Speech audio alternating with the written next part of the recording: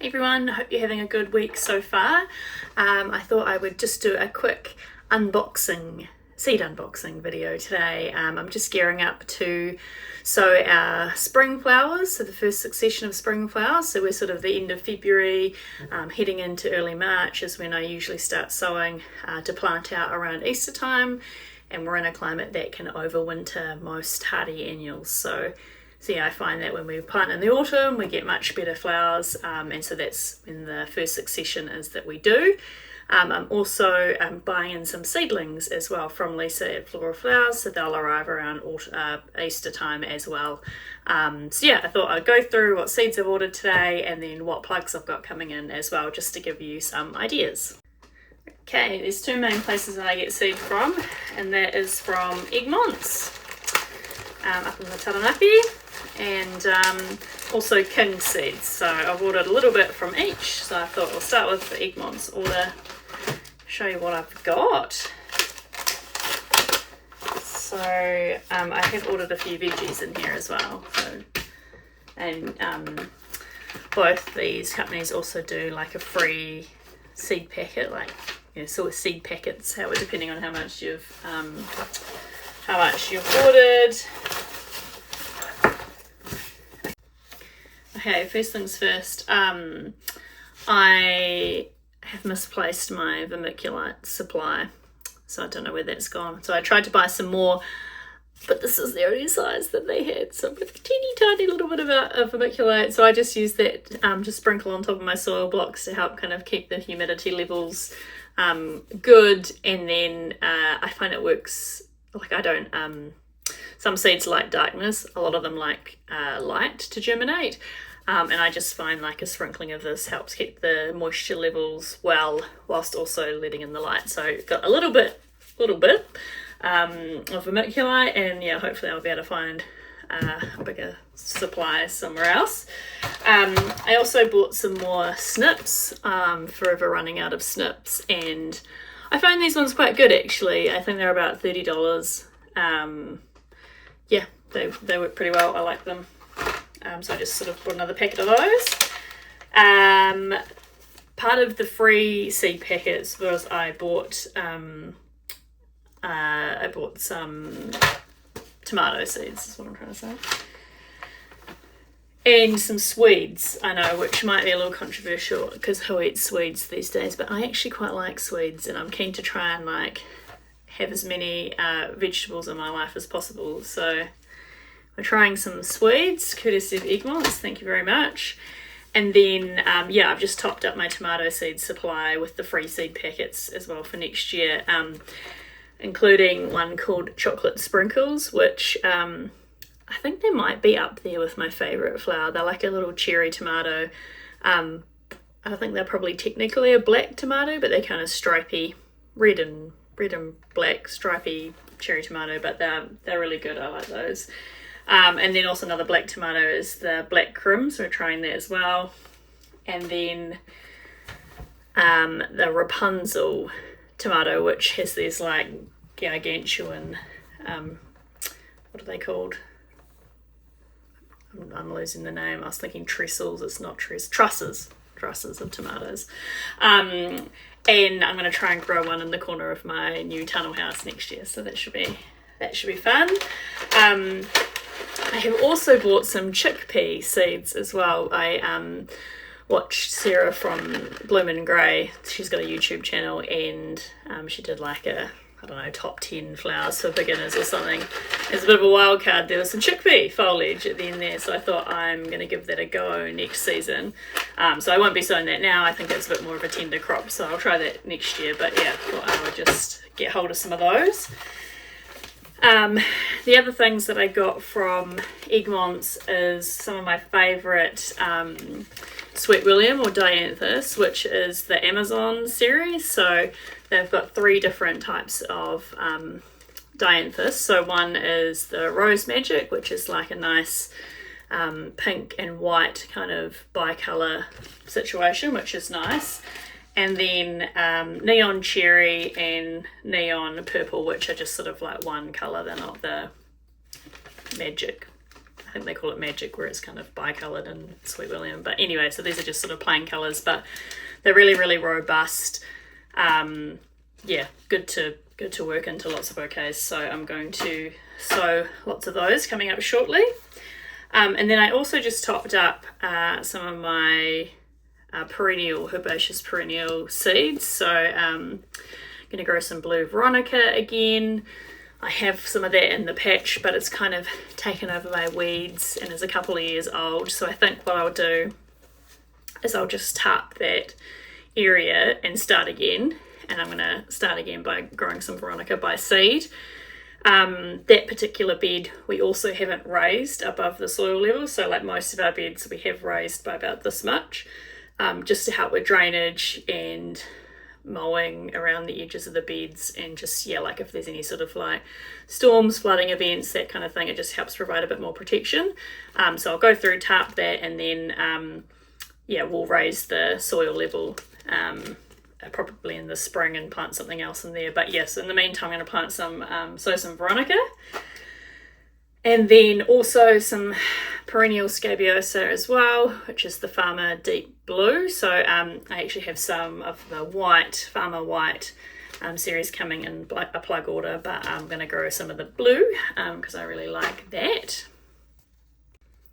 Okay, and now the King's seed order, which funnily enough I thought I ordered less seed of, but isn't a much bigger packet. So I think that's probably because I ordered some cover crop seed to try. So that is usually a bigger packet. So yeah, they've actually got a few different cover crops, and it looks like they've added some new ones in some new blends since I last looked at what they were offering. So I'm interested to try some of these.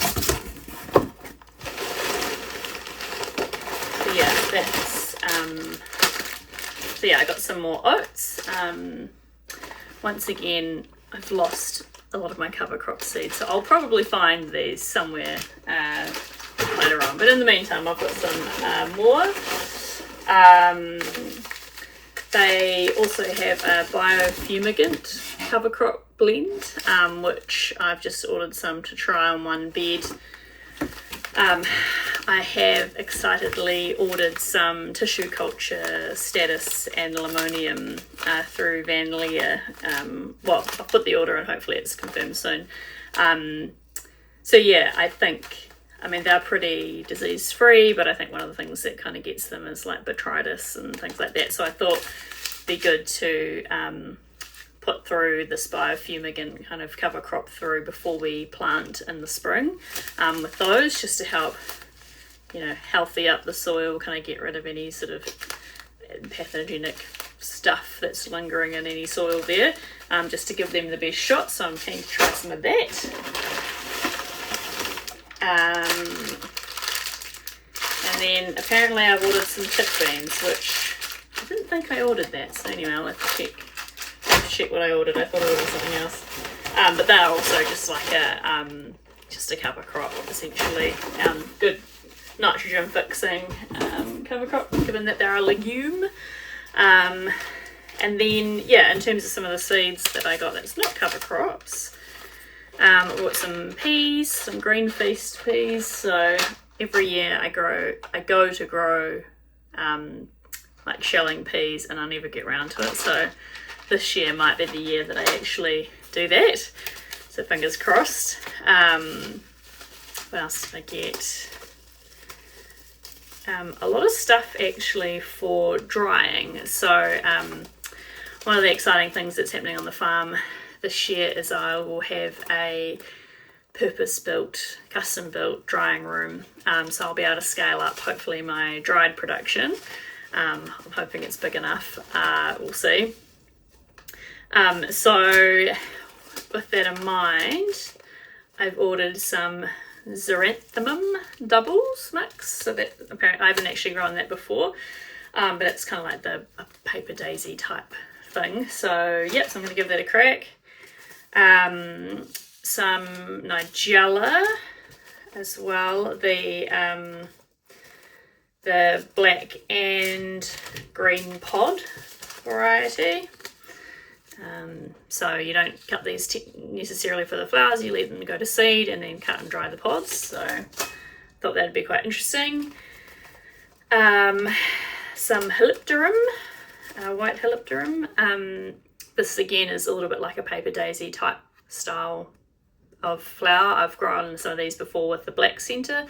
I think this is just the plain white. I'm not 100% sure, but I'm going to give these another go. They're quite like not very significant of a flower, I would say. But I'm going to give them another shot because I'm all enthused about drying stuff and they do make a good dried flower. I've also got another Nigella as well. So typically I kind of go off and on Nigella and annual phlox and Scabiosa and anything that's a little bit fiddly. So I don't grow it, and then I miss it, and so then I add it back in, and then I get annoyed with it, and then I give it a miss for a couple of years and add it back in again. So anyway, this is one of the years that I'm adding it back in again, because I found that we, in spring in particular, work kind of scraping for flowers in certain times of the spring. So I am just trying to grow as much spring flowers as I possibly can. So this is also a Nigella, the midnight version, so it's that really deep, nice blue. So yeah, that one's quite a nice one. And more Statice, so I'm growing a lot of Statice. I love me some Statice, and so I'm bringing the pink Pokers, which is kind of that long, kind of rat tail looking Statice back into the mix, so that'll be good. And then, I don't know if these were free seeds or not, like free seed packets, or whether I just got a bit too carried away, but I've also got 3 packets of Scabiosa, the Salmon Queen, Snow Maiden, and Oxford Blue.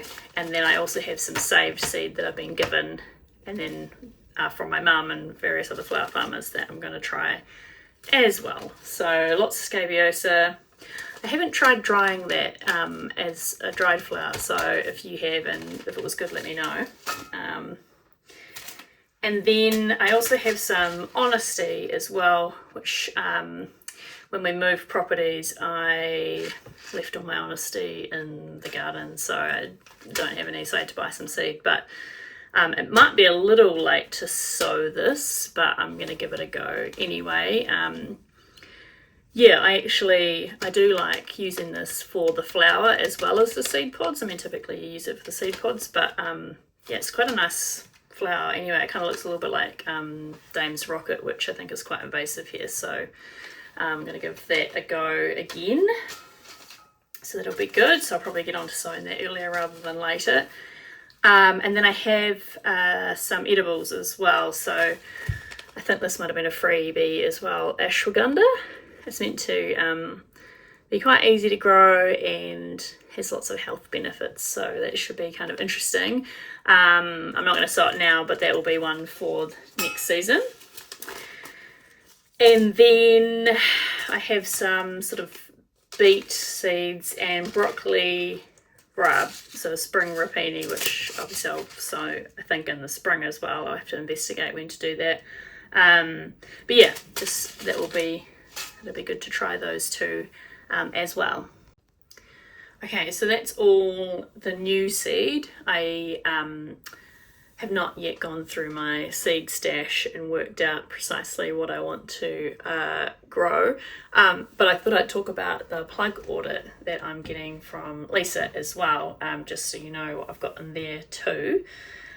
So and it's too late, I think, to order any of these Easter-ish plugs from Lisa. You sort of have to order quite far in advance because they get grown by someone else and they've got to order the seed in, and anything farming related tends to, have a bit of a lead time. So, but yeah, just for next year.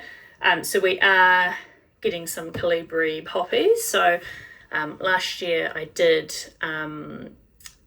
grow quite a few Colibri poppies outside, and they got pretty bad botrytis actually. Like, we had this really wet period in the winter around July. Like, I think it rained. It just kept raining and raining and raining. and yeah, that didn't help. And then also I underestimated how big they get as plants, and so I packed them in. So, didn't have really good airflow. So some of them ended up with a bit of botrytis. So this year I'm trying again, and I'm going to, I think, put some in my tunnel, because I think that would help with that, and I think lots of things do better in a tunnel. And then I'm also going to put them in a bed next to my tunnel, which will provide a bit of shelter as well. So, yeah, I'm going to be giving that a go. And then I've got just the varieties here. So there's a pastel mix. So that is a whole lot of different pastels, and then there's also a deep mix as well, which I think is kind of like some chocolatey colours, which I'm assuming won't be as popular, but could be kind of interesting. So that was one that I just sort of ordered for me. And then in the same order, I've got some anemones that are grown from seed and ranunculus as well. So I'm trying half a tray of the Edge Rosa and Edge Bianco. So that's just like a pink and a white. So that should be good. And then also in the anemone category, man, I really went to town on this order. I'm growing the Edge, we talked about that Edge mix, so that's the pink and the white. And then the Mistral pink mix. And so that will be the Rarity, Rosa Chiaro, and Rosa Antico, however you pronounce that. And then also the Mistral purple mix, so that's the Grape Azuro, Milka, and then something else, pale something. And then also the Mistral Panda Bianco, which is the classic kind of nice white with the black centre. Yeah. Oh, and Mistral Rarity. I can't remember which colour that is, but maybe it's is it a pink? I can't remember. Or maybe it's there's one that's got like a different coloured underside of the petals. It might be that one actually. And then in the ranunculus, I've got the Amandine Salmon, Amandine Wedding Pastel, so that must be like a mix, I assume. Amandine Rose, Amandine Purple Jean, Elegance Berries and Cream. So that is a mix of a lot of the Elegance series of like creams and berry colours, funnily enough. And I've had that before, and it's a nice mix of different colours. And then the Crema, which is like a really soft, buttery yellow, or like cream colour, which is that's really nice. And I think that's all of the ranunculus. And then what else I've done is I ordered way too many. This is before I think Lisa set up ordering ranunculus. I ordered some through Egmonts, so you can buy like in 1,000 seed packs. So I think I ordered them and got them grown out through Nardako. So I ended up with 600 or more each of the two varieties that I ordered, so you have to order a bigger quantity. And then I bought some plugs off another grower as well, which was like, I can't remember what variety, maybe like a half clone marshmallow, and I'm trying to remember what the other varieties were. But anyway, there's a few different extra odds and ends, but the two main colours that I got were like a mid pink, I think it might have been Rosa Chiara or something like that, which I liked, so that was really cool. And then I ordered what I thought was going to be like a kind of like a tropical punch, kind of orange, like a pastel orange to go with the pastel pink, and it actually ended up being kind of like Ronald McDonald red and yellow, which some people really liked, like a lot of my family members really liked that, but didn't go with the pink, and I didn't like it. It started out as kind of like a burnt orange-y reddy colour, but then the centre over time went quite yellow, so in the end it just reminded me of like Ronald McDonald. So not ideal, But anyway, I've left the corms in the ground and I've tarped over them just to keep the weeds down, and I'm going to try and bring them back. So that was my way of saving the corms. I didn't lift them or anything, I just left them in situ. So we'll see what comes back, and one of my interesting experiments for the spring is actually going to be drying ranunculus. So I thought, rather than ripping them out, I've got the space, I just have to get around to harvesting them. But yeah, I'm going to see if I can bring them back, and I'm going to see if I can dry ranunculus, because that looks really cool, and I think perhaps that reedy colour could look quite nice dried. So I'm going to give them one more go this year. If I don't like them, then I'll just give them away or ditch them, because yeah, no point taking up, I think I've got 2 rows of them or something, so yeah, no point doing that. Now on to some of the hardy annuals that we've got planned. One thing I'm really looking forward to is I've got some delphinium plugs arriving, and I think, just looking at my list here, I've got the usual dwarf fountain mix, so they're quite a good height, so they're not, some you get like the Pacific giant delphiniums that are like huge and you'd have to use them in big installations or something, but I find the dwarf fountain mix is a lot more approachable to be able to work into bouquets and things like that. So this is I think I've got half a tray of the sky blue with the white bee, so like the white centre. So that will be really nice. But then I'm also trying, I think it's a newer variety called Planet. So I'm trying the Planet Pink, and so it's I think it's a single, but it looks really nice. So I haven't quite worked out whether I'm going to try and dedicate some tunnel space to those, because they do look a bit more delicate, and we are in quite an exposed area. So yeah, so I haven't worked out. I'm going to put that in a tunnel, or I'm going to put it outside. If you have any thoughts on that, let me know. But yeah, looking forward to growing those. And then I'm also trying, I bought a whole tray of this one, so I must have really liked it. The Connecticut Yankee mix, which Lisa's put is similar to the Belladonna, which is unavailable. So that must be also quite like a single variety. So yeah, so that'll be interesting to try those out. I also think I ordered some more foxgloves, a digitalis of the Dalmatian white and the Dalmatian peach. So I have like a full row of delphinium and foxgloves, so I'm going to top those up. So I've been working on kind of 1/2 to 3/4 of a bed. Some died, some I pulled out and planted something else, but I think I'm just going to like top the bed up, and then just have one bed of those, because they're really nice to have in the spring. So I think that's the perennials that I've got via plug.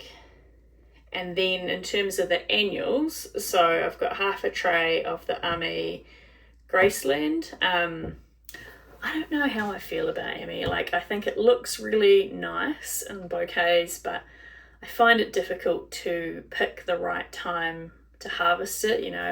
Don't harvest it too early, because then it wilts, and then you don't want to wait too long, because then it starts shedding pollen. So I always find that tricky. But anyway, I'm giving it another go, because I do really like the look of it. Snapdragons are a bit of a staple for me too, so I'm growing a tray each of the Chantilly Light Pink, Chantilly Light Salmon. There's also a Chantilly mix, so that's light pink, light salmon, white, cream and yellow. So I kind of wanted the white, not so much the cream and yellow, but I'll take them. So I just bought that mix, so I'll have most of like my pinks and the salmon, and then like mix in some of the lighter colours as well. The Maryland Snapdragon mix, so that's ivory, shell pink and lavender. And then the Madame Butterfly mix, which is an ivory, pink and bronze. So those are probably my favourite colours in that that variety. So yeah, those should be good. And then I think I'm going to go through and sew some of my own Snapdragons as well, because I love a Snapdragon. So having and those are all in different groups as well, I believe. Like we'll probably have the Chantilly come in first, and then the Maryland, and then the Madame Butterfly. I don't think I ordered any of the Costa, although I think that's called something else these days. Yeah, no, I didn't. So I'll probably sow some of that myself. Yeah, and maybe the Potomac series as well is another favourite of mine. So I might try and, I'm pretty sure I've got some seed of that. So I'll sow my own ones of those, and then I'll have a lot of snapdragons. And my approach to snapdragons is that I don't pinch them. So you can pinch snapdragons and have more flowers. I find in our climate, if I do that, we end up getting rust. And so I just treat them as like a one and done, like a one cut wonder. So I plant them really close together. They grow a nice, beautiful stem, and then I cut that and eat them. So one cut and they're done basically. And then we turn them over and do something else afterwards. So that's how I approach snapdragons, which I think works really well. And then I'm not stressing about them getting rust and like all that sort of stuff. So I just one cut, they're perfect, and then we put something else in. Okay, so what else have I got here? I've got some campanula turning up as well. So I love me some campanula. It's over and done in almost like a week though. So I think what I'll try and do is I'll dedicate some into the tunnel and then some outside. And hopefully that will mean that we're going to get 2 weeks out of them rather than 1 week. There are, again, another one that I don't pinch. I just use the big stem and then call it quits. I think I've tried pinching them in the past and they sort of were a bit not very productive. So, they didn't get the stem length on them quite as much as I would like. So yeah, anyway, so we've got the Champion lavender, light pink, and the white. So those will be good. We've also got some green dragon cress or green shimmer cress. You know the one I'm talking about. It's like, what's it called? Persian cress, but is smaller. So a bit more kind of floaty. So I've got half a tray of that, and I've got some Godetia as well. I quite like these. They're it's the Grace mix, and they're quite like lacy, they're a bit like poppies in a sense, where the actual flower themselves is very like delicate, and they seem to just flower at a time where we've got a bit of a gap in the spring, so I really, really like those for that reason. So I've got 1 tray of those coming, and they are the, it's a mix, so there's the white, the shell pink, and the lavender. I also have some straw flowers coming, so I think I bought a tray of like the pastel mix of that. I love me some straw flower. As you know, I like drying a lot of flowers, and the straw flowers are kind of perfect for that. And I find they're just like the perfect backup to focals and year round almost. So like they're a bit of a staple for us. So I will be sowing a lot more of them myself as well. And I usually do several successions over like autumn, spring, and then even early summer as well. So they're really good. I also ordered another of the Swiss Giants mix tray of the straw flowers. And then I got a bit carried away and I've ordered more poppies. So, not the Colibris, but this is the Matilda Pastels. So, I think they're perhaps a little more productive, but not as big. So it might be that I end up if I've got space, I might put the Colibris in the tunnel and then have these outside. And then the Spring Song mix, I've got a tray each of those. So what I found last year, so aside from the botrytis issue with the poppies, is that we didn't get enough to really market them as a crop. So what I was hoping to do is open a farm shop a little earlier in the season and just have poppies as like a feature flower at that time, but they didn't produce enough, or we didn't have enough planted to really warrant that. So yeah, I'm hoping that I'll have either a little bit more of that, or I'll have other stuff to pair it with at that time. So we'll see. And then I also love me some stock, so we've got some of that too, which we've got a tray of the Iron Pastel Mix, and then 2 trays of the Quartet Pastel Mix. So that's the one that you can pinch, and it's branching. So usually you let it kind of grow as a single flower, and then as it's starting to bud up, you pinch the top out of it, and then it branches. And so it just takes up a bit more room in a bouquet. I think they're also a lot more heat tolerant, not that that's an issue at this time of year, but you can, I think, plant them like around this time, and they tend to weather the heat a little bit better than other stock. And then, yeah, as I mentioned earlier, I've got the Farmer White Scabiosa, and a tray of Orlea. So I'm going to put that in the tunnel. I do love Orlea, but sometimes when I plant it outside, I don't quite get the stem length on it. So I'm hoping in the tunnel that will be a lot better. And then I also have more Statice. So I've got the QIS Apricot, 2 trays of that apparently. I got really enthusiastic when I placed this order. And then the QIS Pastel Mix.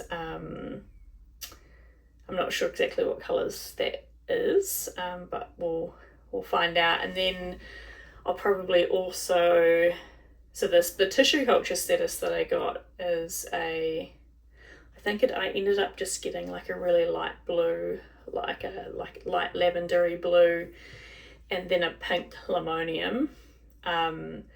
So I think what outside of all of this Statice, I'll probably also sow the QIS White and the QIS Light Blue, which it says light blue, but it actually is a bit more of a mid to deeper blue.